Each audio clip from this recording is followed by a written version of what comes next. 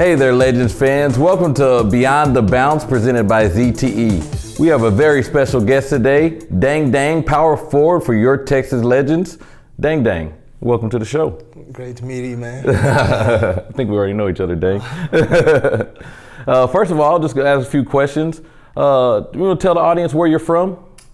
Well, I was born in Sudan. I grew up in Australia and went to college here in the States. Mm-hmm. So kind of like went to different, I lived in different continents, you know. So.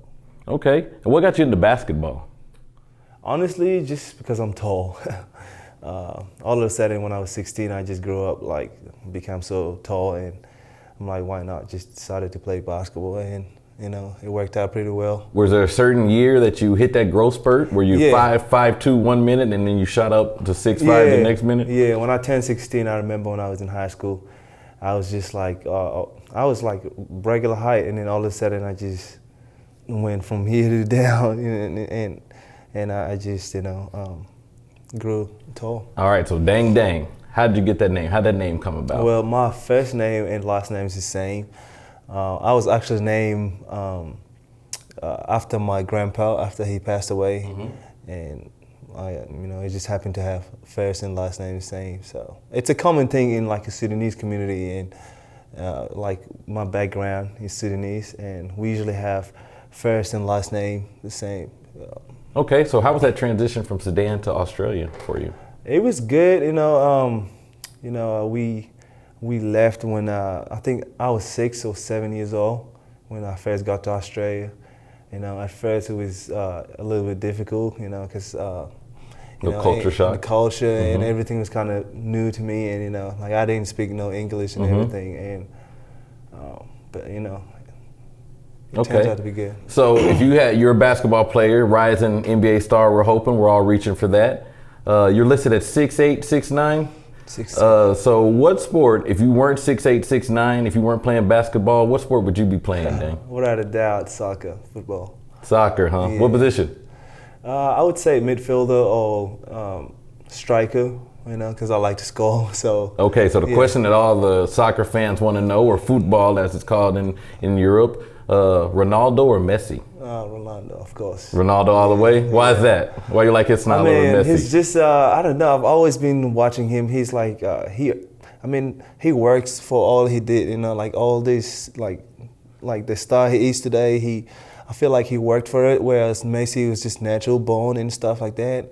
And relating that to myself is like, I work for whatever I get, so I kind of like Ronaldo more, you know. So, what's on Deng's iPad right now? What music are you listening to? iPod. I listen to a lot of Future, Drake. Who else? To be honest, I just listen to whoever, you know. I listen to every type of music, so I don't have like a specific music that I listen to. Okay. But, so we've all been paying attention to the NBA. I know you're aspiring to be in the NBA. These Warriors are going real crazy this year. Warriors of today, 96 Bulls, 7-game series. Who takes it? To be honest, I wasn't a big fan of NBA in 96, obviously, because I didn't watch NBA. But I don't know. I would go with the Warriors now. I think they have really good team chemistry, and they're really playing well. And, I'm a huge fan of Stephen Curry and the whole team, so I think, definitely Warriors. I'm going with them, just because of team chemistry and playing together and stuff. So going against MJ, that's tough. Yeah, it's like the whole team against one. You know what I mean? So yeah, definitely. Yeah, I'm a team guy. Who influenced you, Deng, to get in basketball? Was there a certain influence besides your height? Was there some family member, somebody that influenced you to get into the game of basketball? Yeah, I would say, I looked up to Luol Deng, the first Sudanese guy to be in it.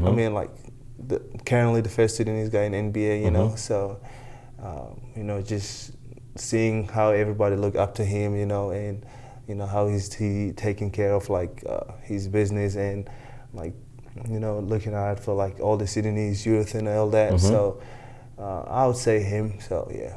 Now transitioning from Australia to D1 basketball. Can you tell the viewers how that was, that transition from coming from overseas to Oh in the yeah, big it was time? tough at first. The speed of the game. It's a lot different than Australia and stuff. But I came here. I went to JUCO first for the first 2 years before Baylor. I went to Lee College, and I got used to that first at Lee College, and then when I went to Baylor, it was like really difficult for me. So I was lucky to go to JUCO first.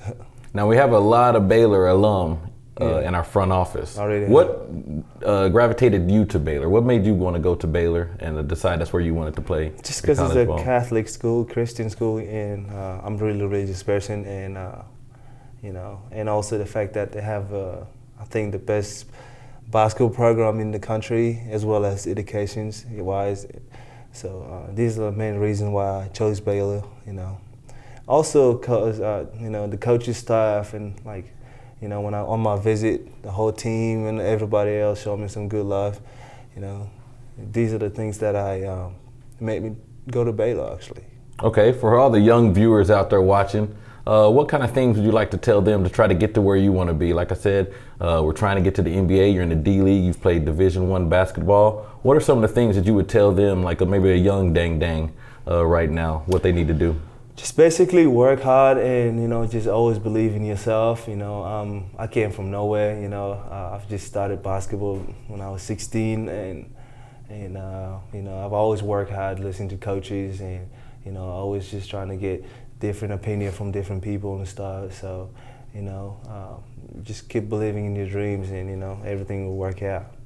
So you've been with the Legends now for about a few weeks now. You're getting comfortable in your role with the team. Can you tell me a little bit, how is it like to play for a coach like Coach Van Exel with his NBA experience? It's really good. It's an honor to play for him.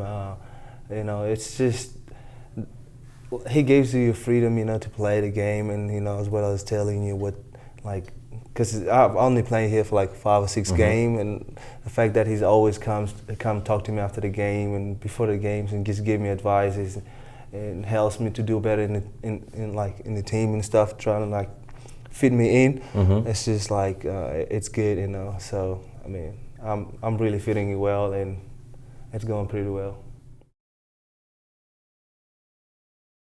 All right, Legends fans, we're back.